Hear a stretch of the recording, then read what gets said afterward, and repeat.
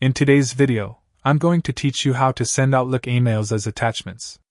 This is a powerful way to share an email in its original, untouched form, complete with headers, formatting, and any files it already includes.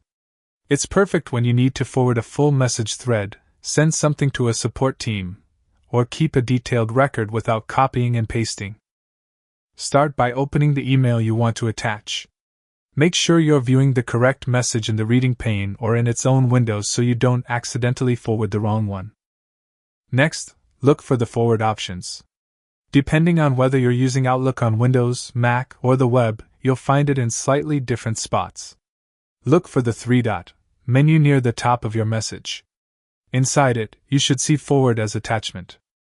If you have a Forward button on the ribbon or toolbar, click the small arrow next to it and choose Forward as Attachment from the drop-down. Some layouts also place it under More Reply Actions. The wording stays the same, but the placement may shift, so check the menus near the Reply and Forward controls. Once you select Forward as Attachment, Outlook creates a new email automatically.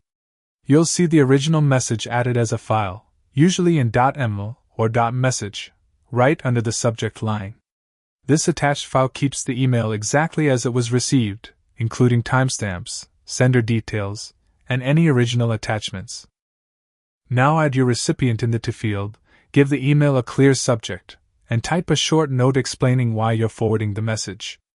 Before sending, double-check that the correct email is attached and that you're not unintentionally sharing any sensitive information from the original message. Remember, anything in the original email, including its own attachments, will be included. When everything looks good, click Send.